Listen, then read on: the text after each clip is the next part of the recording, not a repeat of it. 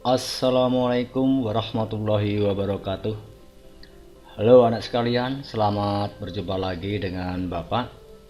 Pada kesempatan kali ini kita akan melanjutkan membahas fisika, khususnya untuk kalian yang saat ini duduk di kelas 11 semester pertama.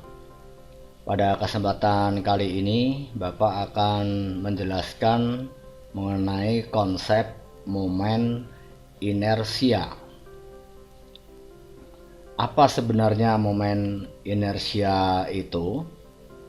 Sebelum kita jelaskan lebih jauh, marilah kita amati contoh berikut ini. Perhatikan di sini ada dua buah roda. Ini roda yang pertama relatif lebih kecil daripada roda yang kedua. Misalkan keduanya bergerak dengan berotasi dengan kecepatan sudut yang sama. Pertanyaannya pada keadaan ini, mana yang akan lebih susah untuk dihentikan? Nah, logikanya mestinya roda yang lebih besar atau roda B ini akan lebih sulit untuk dihentikan. Apa artinya anak-anak? Artinya adalah bahwa pada roda B ini dia memiliki momen inersia yang lebih besar daripada A. Nah, sekarang pertanyaannya, apa sih momen inersia itu? Momen inersia dapat didefinisikan sebagai suatu besaran yang menyatakan kemampuan suatu benda untuk tetap mempertahankan rotasinya. Faktor-faktor apa saja yang mempengaruhi besarnya momen inersia? Ada beberapa faktor yang mempengaruhi besarnya momen inersia. Faktor yang pertama adalah massa benda. Jadi, nanti massa ini akan mempengaruhi besar kecilnya momen inersia.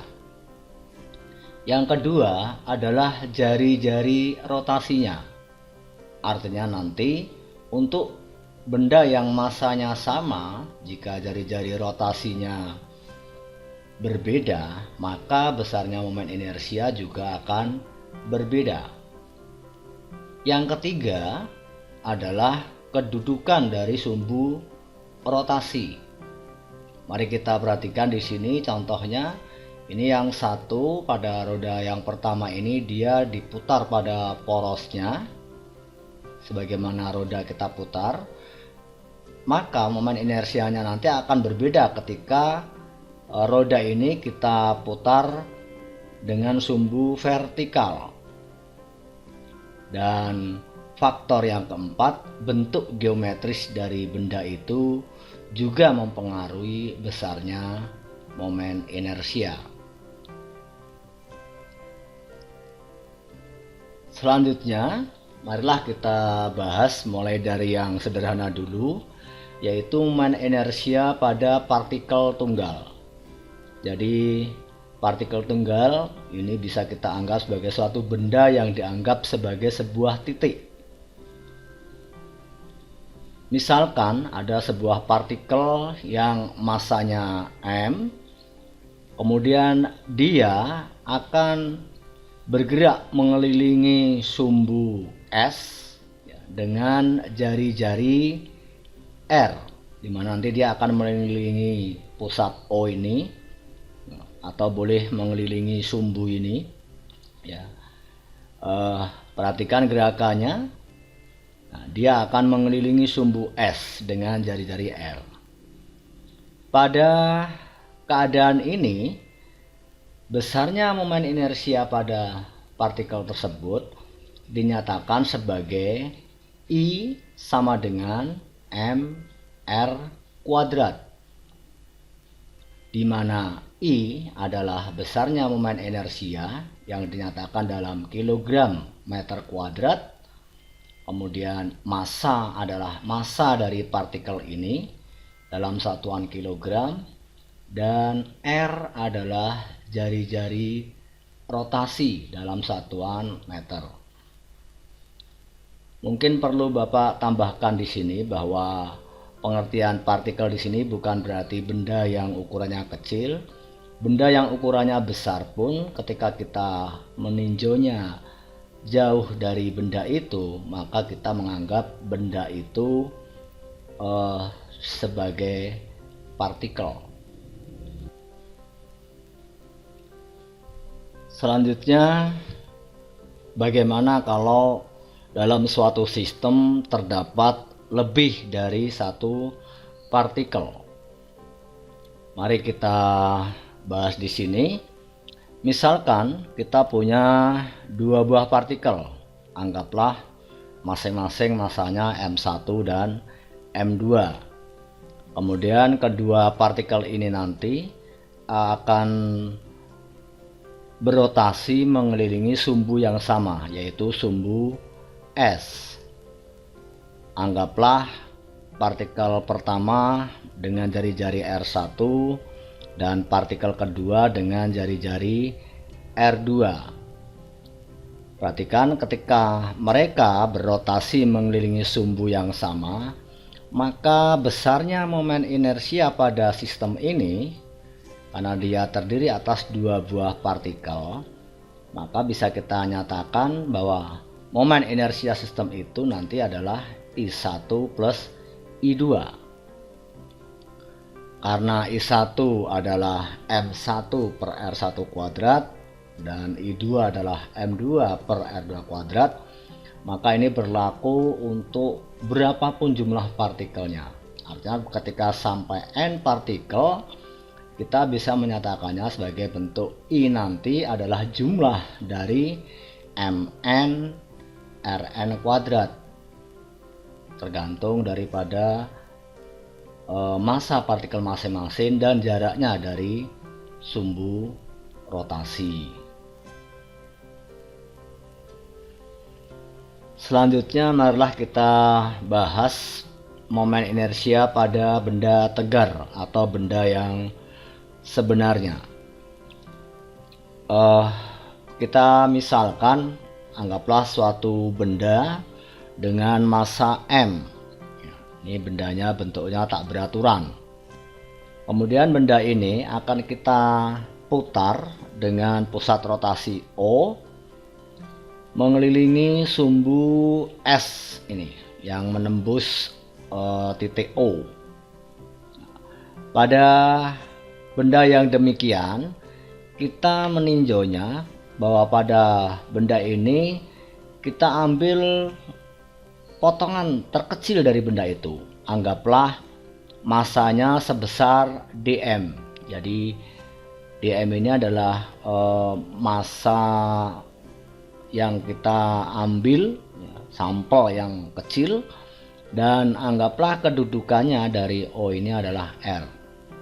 Nah, untuk menentukan besarnya momen inersia pada benda tegar seperti ini, kita menggunakan hitung integral. Dia dinyatakan sebagai I sama dengan integral dari R kuadrat dm. Hanya sayang anak sekalian, untuk kesempatan ini karena kalian dasar dari matematikanya belum kalian dapat, untuk hitung integral ini kita tinggalkan dulu. Nanti akan kita bahas lebih jauh ketika kita nanti di kelas 12.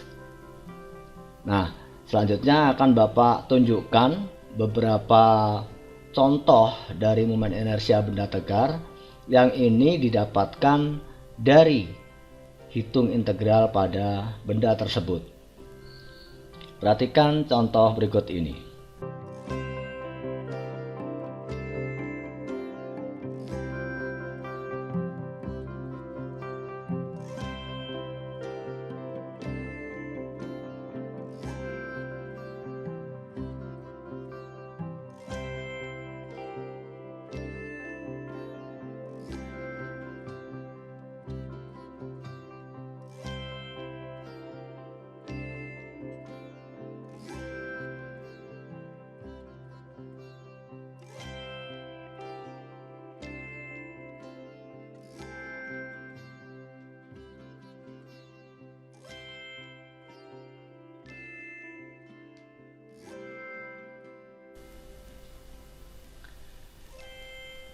Baiklah anak-anak, mari kita lanjutkan pembahasan kita. Pada kali ini Bapak akan memperkenalkan pada kalian yaitu tentang teorema sumbu sejajar. Apa itu teorema sumbu sejajar? Untuk memahaminya, marilah kita perhatikan misalkan sebuah batang homogen. Mula-mula dia berputar mengelilingi sumbu S. Kemudian sumbu S ini kita geser sehingga menjadi S aksen. Anggaplah jarak pergeserannya sejauh D. Teorema sumbu sejajar mengatakan bahwa jika terjadi pergeseran sumbu rotasi, maka besarnya perubahan momen inersia akan sebanding dengan kuadrat jarak pergeserannya.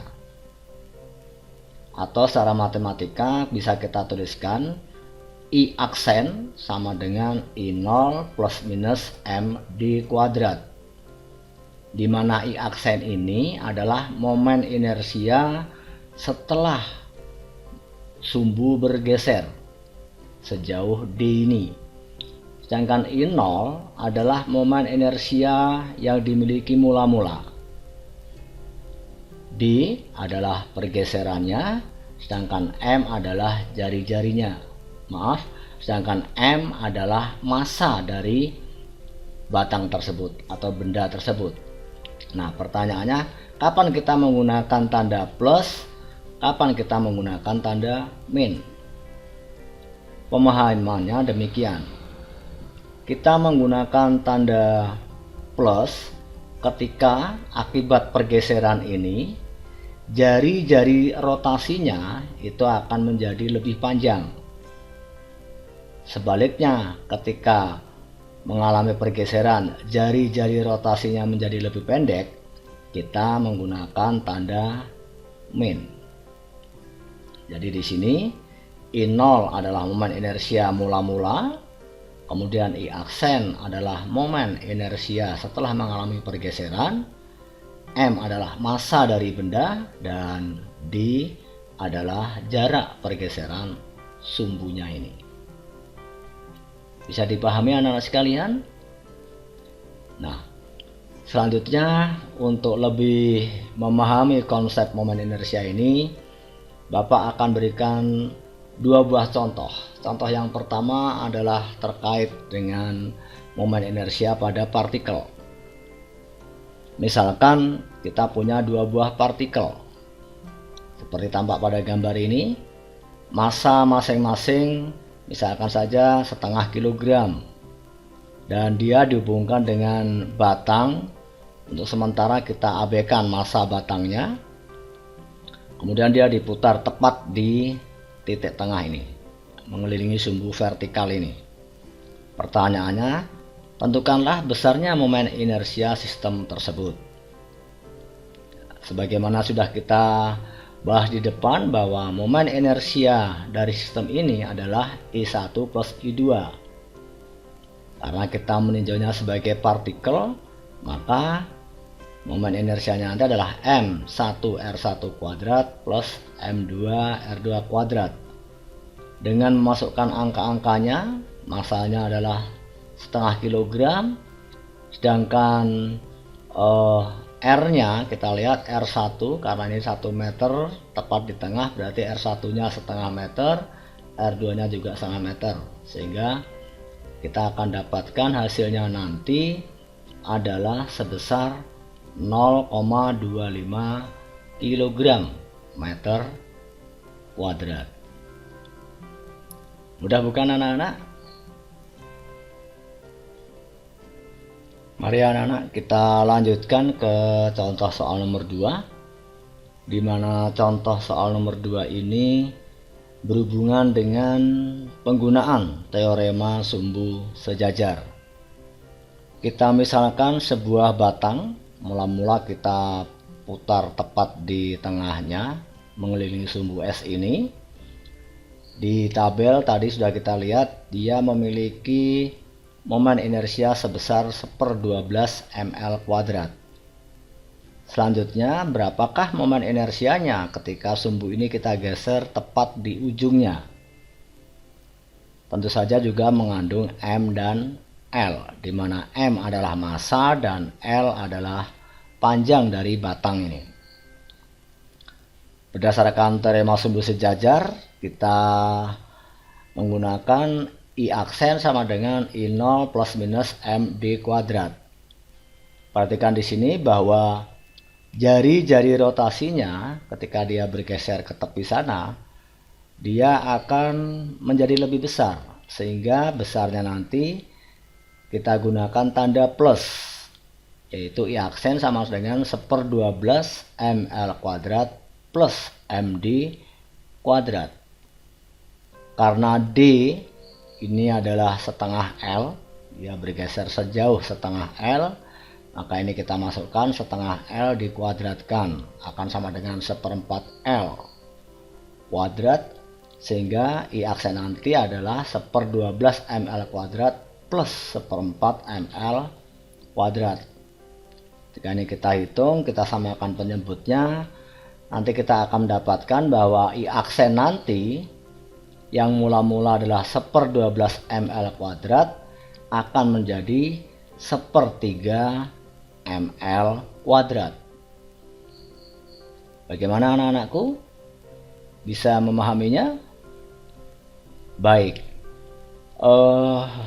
Nanti pada kesempatan lain kalian bisa mencoba pada soal-soal yang lebih bervariasi lagi. Bapak kira untuk pembahasan kali ini kita cukupkan sekian. Selamat belajar dan tetap semangat. Jangan lupa untuk selalu mematuhi protokol kesehatan dimanapun kalian berada. Kita sama-sama berdoa semoga pandemi ini segera berakhir dan kita dapat bertatap muka kembali untuk belajar bersama-sama. Terima kasih. Wassalamualaikum warahmatullahi wabarakatuh.